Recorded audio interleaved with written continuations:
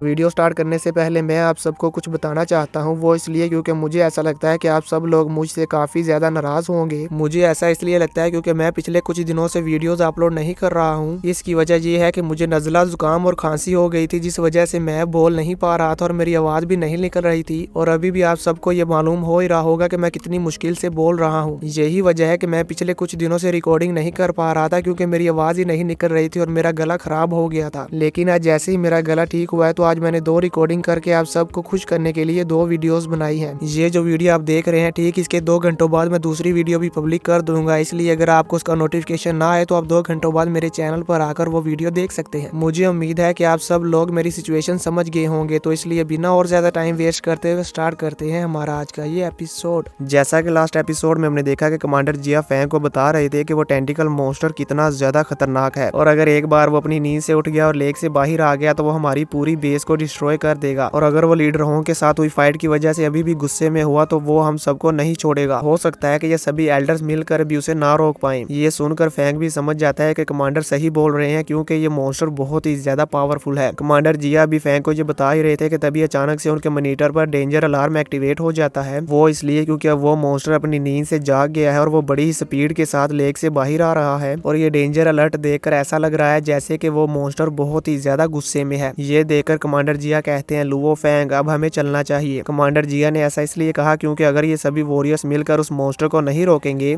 तो वो इनकी इस आइलैंड पर बनी हुई पूरी बेस को डिस्ट्रॉय कर देगा। और एपिसोड के लास्ट में हमने देखा कि लीडर होंग अपने स्मार्ट फाइटर जेट में बैठकर कल्टीवेशन कर रहे थे, ताकि वो उन क्लाउड रटन ब्रांच को अपनी बॉडी के साथ अटैच कर लें, जिससे उनकी पावर 50% इंक्रीज हो जाएगी। ये एपिसोड भी स्टार्ट होता है बिल्कुल उसी सीन से जहाँ पर हम देखते हैं कमांडर लाओ ली को, जो कि वहाँ पर मौजूद सोल्जर से कहते हैं कि हमारे पास टाइम बहुत ही ज्यादा कम है, इसीलिए जितनी जल्दी हो सके नंबर 2 लेजर कैनन की इंस्टॉलेशन को कंप्लीट करो और उसे अटैक के लिए रेडी करो। तभी हम देखते हैं कि वहाँ पर कमांडर जिया और लुओ फैंग भी आ जाते हैं, जिसके बाद कमांडर ली, कमांडर जिया और लुओ फैंग मिलकर एक चट्टान पर खड़े होकर उस मॉन्स्टर को लेक से बाहर आते हुए देखने लगते हैं। तभी अचानक से उनके सामने लेक में एक बवंडर बनने लगता है, जिसे देखकर वो चारों शॉक हो जाते हैं। अब हम बेस के कंट्रोल रूम का व्यू देखते हैं, जहाँ पर उस टेंटिकल मॉन्स्टर के बारे में बहुत ही ज्यादा क्रिटिकल डेंजर अलर्ट आ रहा था। ये देखकर वहाँ पर मौजूद सोल्जर बहुत ही ज्यादा डर जाता है और वो अपने कमांडर को कॉल करके बताता है इसका वार्निंग लेवल अचानक से बहुत ही ज्यादा बढ़ गया है, इसका वार्निंग लेवल लेवल 1 को सरपास कर गया है। अभी सोल्जर इस बारे में बता ही रहा था कि तभी अचानक से हम देखते हैं कि उसका मॉनिटर काम करना बंद कर देता है, क्योंकि वहां पर बहुत ही ज्यादा एनर्जी फ्लक्चुएशन हो रही थी। और वहीं दूसरी तरफ हम कमांडर जिया और बाकी सबको देखते हैं, जिनके पैरों तले से जमीन हिलने लगती है और वहां पर बहुत ही ज्यादा जोर जोर से भूकंप आ रहे थे। अभी ये सभी खुद को संभाल ही रहे थे कि तभी अचानक से उनके सामने से एक बहुत ही बड़ा जायंट टेंटिकल निकलता है, जिसे देखकर ये सभी लोग काफी हैरान हो जाते हैं। हम देखते हैं कि ये कोई एक टेंटिकल नहीं था, बल्कि वहां पर बहुत ही ज्यादा टेंटिकल थे, जो कि इतने ज्यादा जायंट थे कि आप सब स्क्रीन पर देख ही सकते हैं कि इनके सामने एक इतना बड़ा फाइटर जेट भी छोटा सा लग रहा था।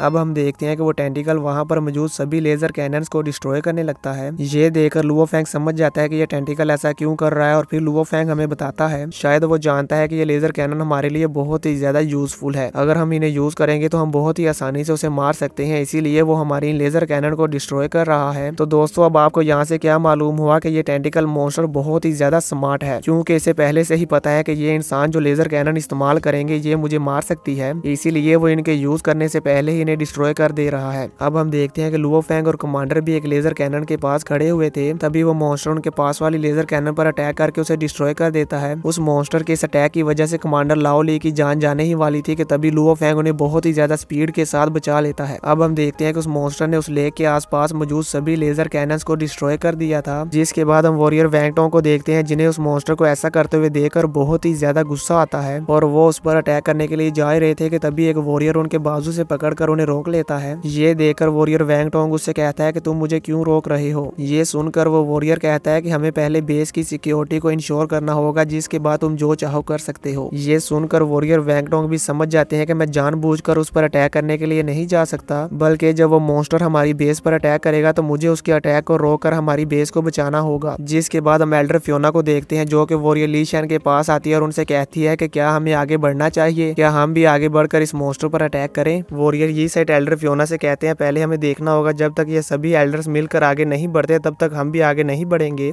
अब हम फैंग को देखते हैं जो कि लेजर कैनन के डिस्ट्रॉय होने की वजह से उसके मलबे के नीचे आ गया था। इसलिए फैंग अपनी स्पिरिचुअल पावर को यूज करते हुए अपने ऊपर आए हुए मलबे को हटा देता है और हम देखते हैं कि जहाँ पर लुओ फैंग के साथ जितने भी सोल्जर और वॉरियर्स थे वो सभी सेफ थे। लुओ फैंग ने उन सभी को बचा लिया था। तभी अचानक से वो टेंटिकल मॉन्स्टर कमांडर जिया पर अटैक कर देता है और कमांडर जिया इस वक्त फैंग की तरफ देख रहे थे और उन्हें ये पता नहीं चलता कि वो टेंटिकल मॉन्स्टर उन पर अटैक करने वाला है। पर फैंग उस टेंटिकल मॉन्स्टर को अटैक करते हुए देख लेता है और चिल्लाकर कमांडर जिया से कहता है बचें। और यहाँ पर ये सिचुएशन बहुत ही ज्यादा खराब हो जाती है क्योंकि इस टेंटिकल मॉन्स्टर का साइज और स्पीड बहुत ही ज्यादा फास्ट थी और इसके नीचे लुओ फैंग और वो बाकी सभी सोल्जर भी थे। अगर ये टेंटिकल इनके ऊपर लगा तो यहाँ पर सिर्फ लुओ फैंग के बचने के चांस है, जबकि लुओ फैंग भी इन सभी को नहीं बचा सकता। और ये सीन यहाँ पर बहुत ही ज्यादा स्लो मोशन में आ जाता है। वॉरियर ली शैन भी ये देख रहे थे और यहाँ पर फर्स्ट टाइम हमें वॉरियर ली शैन की पावर दिखाई जाती है। जैसे ही वॉरियर ली शैन ये देखते हैं कि अगर वो टेंटिकल मॉन्स्टर इन सब के ऊपर लगा तो ये जिंदा नहीं बचेंगे, इसलिए वॉरियर ली शैन अपनी पावर को यूज करते हुए बहुत ही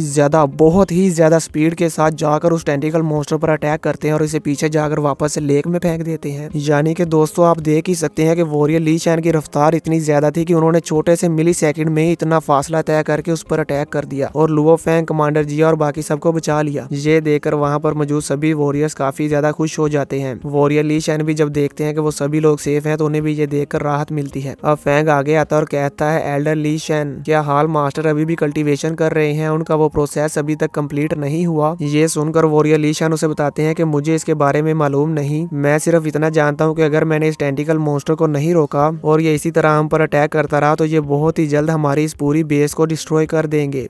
इसलिए अब मैं ब्रदर होंग के आने तक का वेट नहीं कर सकता, क्योंकि अगर मैंने ऐसा किया तो हो सकता है कि ये टेंटिकल मॉन्स्टर यहाँ पर मौजूद सभी वॉरियर्स को मार डाले। इसलिए इससे पहले कि ये टेंटिकल मॉन्स्टर बेस पर अटैक करके हमारे सभी सोल्जर और वॉरियर्स को मार दे, मुझे आगे बढ़कर इस इवल टेंटिकल बीस्ट को मारना ही होगा। और ये कहते साथ ही वॉरियर ली शैन अपनी पावर को यूज करते हुए बहुत ही ज्यादा रफ्तार के साथ उस टेंटिकल मॉन्स्टर पर अटैक करने लगते हैं। और यहाँ पर हम देखते हैं कि वॉरियर ली शैन की स्पीड बहुत ही ज्यादा थी, वो टेंटिकल मॉन्स्टर उन्हें पकड़ ही नहीं पा रहा था और वॉरियर ली शैन उसके टेंटिकल को ऐसे ही एक दूसरे के साथ उलझाकर उसके ऊपर एक बहुत ही ज्यादा जोरदार अटैक करते हैं। और वॉरियर ली शैन अपना ये अटैक उसके टेंटिकल्स पर नहीं करते बल्कि उसकी बॉडी पर करते हैं, क्योंकि अगर उसकी बॉडी डैमेज हो गई तो वो खुद ही वापस चला जाएगा। और हम देखते हैं कि वॉरियर ली शैन का ये अटैक इतना ज्यादा पावरफुल था कि जैसे ही वॉरियर ली शैन का अटैक उस टेंटिकल मॉन्स्टर के साथ हिट होता है तो वहां पर एक बहुत ही बड़ा और जोरदार अटैक होता है और वहां पर हर तरफ बिजली ही बिजली थी और वो टेंटिकल मॉन्स्टर भी पानी के अंदर जा रहा था। यानी कि मुझे उस टेंटिकल मॉन्स्टर की हालत देखकर ऐसे लग रहा था जैसे कि वो टेंटिकल मॉन्स्टर मारा गया है। और वॉरियर ली शैन को भी यहाँ पर ऐसे ही लगता है जैसे कि वो टेंटिकल मॉन्स्टर मारा गया और इसीलिए वो काफी खुश होते हैं। लेकिन तभी अचानक से हम देखते हैं कि वो टेंटिकल मॉन्स्टर की बॉडी खुद ब खुद ही हील हो रही थी और वो भी बहुत ही ज्यादा स्पीड के साथ। ये टेंटिकल मॉन्स्टर की बॉडी भी बिल्कुल उसी तरह हील हो रही है जैसे कि वो क्लाउड रटन टेंटिकल्स अपनी बॉडी को हील कर लेते थे। इसी के साथ ये एपिसोड खत्म हो जाता है। तो दोस्तों आप सबको क्या लगता है, क्या वो टेंटिकल मॉन्स्टर दोबारा से जिंदा हो जाएगा या नहीं? और अगर वो जिंदा हो गया तो क्या वॉरियर ली शैन उसे मार पाएंगे या वो टेंटिकल मॉन्स्टर वॉरियर ली शैन को मार डालेगा? आप सबको क्या लगता है मुझे नीचे कमेंट करके जरूर बताएं।